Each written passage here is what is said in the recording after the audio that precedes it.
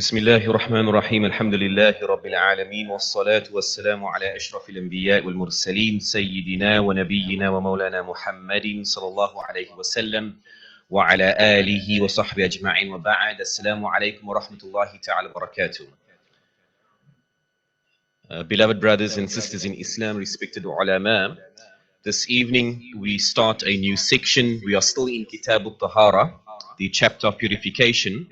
And the author states, and we'll complete this section this evening as well, inshallah, but very beautiful benefits, application in fiqh that we derive from this section, which relates to the freshening of the mouth. That is the topic under discussion this evening.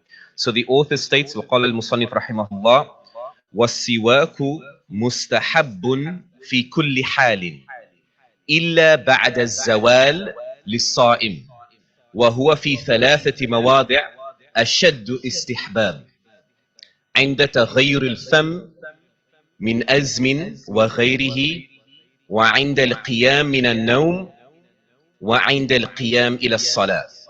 So the author states that the siwak or the miswak, so the miswak is what many translate as being the stick brush, right? It is usually a twig from the arak tree.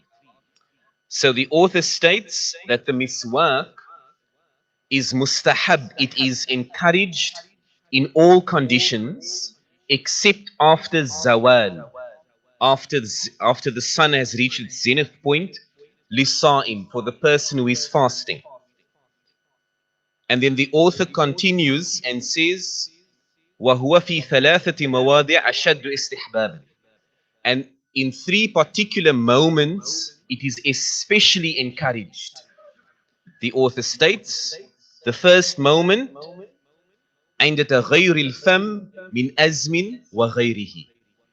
When the taste in your mouth changes, or the condition of your mouth changes either through taste or smell, min azmin wa ghayrihi. So azmin refers to when you haven't eaten or had anything to drink for a while, there is sort of a stale taste in your mouth, or when you haven't spoken for a while, there's also a sort of a stale taste and possibly an offensive odor that could be coming from your mouth.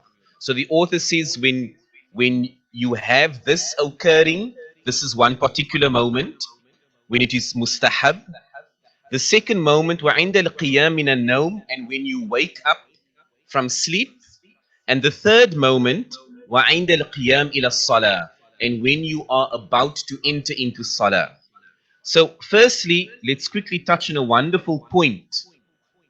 The fiqh ruling regarding, do we stop with the miswak, with zawal, if we are fasting? Do we stop at the point of zawal if we are fasting?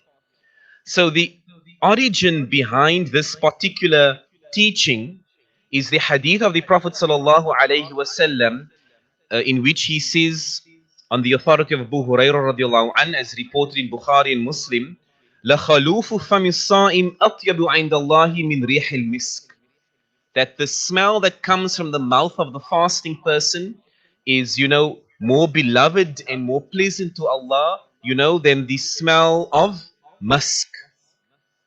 And so the fuqaha indicate that usually at the point of zawal or midday, that's usually when the condition of your breath, the smell that would come from your mouth would change. And so the fuqaha had the original agreement to understanding that you should not use miswak after zawal, because then you remove that supposed unpleasant smell or taste from your mouth. I need to mention that Imam Nawawi's opinion regarding this is that you can continue using it because of the status of the miswak. Okay?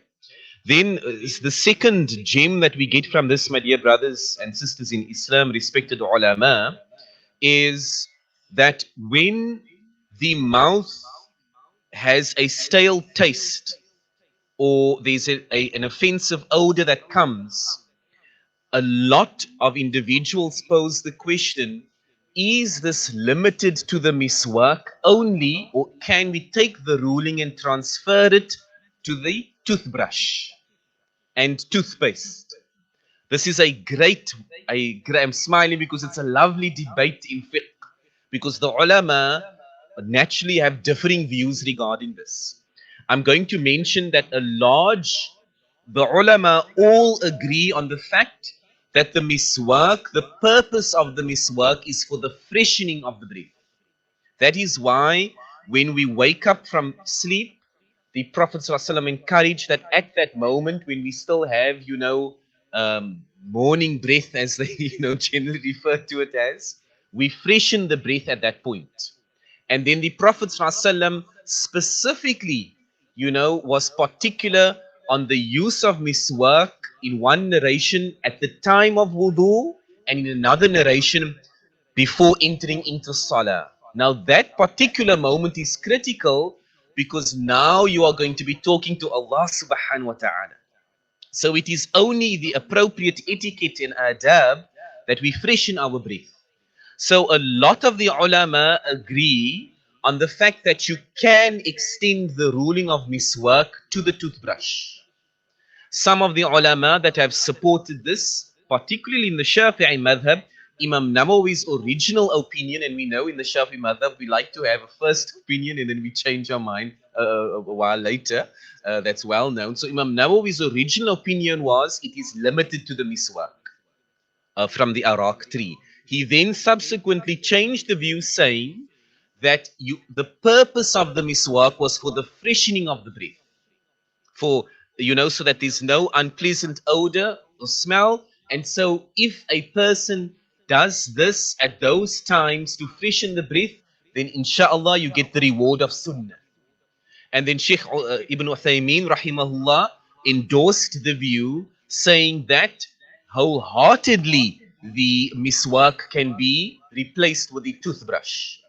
A lot of scholars say, and this is the view that I will share inshallah, you may use the toothbrush and inshallah you will get sunnah, but nothing will beat the status of the original arak tree, because that is what the Prophet ﷺ used specifically, the twigs from the arak tree, and as such we can't take anything else to meet that level. But if you use a toothbrush to brush your teeth, and so this is the fiqh we go home with, that when we wake up, the first thing we do inshallah is brush our teeth. Before you kiss the wife, or mommy or daddy, we brush the teeth inshallah. And then for ibadah, we can understand wudu, salah, we freshen the mouth. If we have access to the miswak, that is recommended, but please, throughout the day, the believer's mouth must be fresh. And I wish to say minty inshallah. Jazakallah khairan wa sallallahu wa sallam alayhi wa rabbil alamin.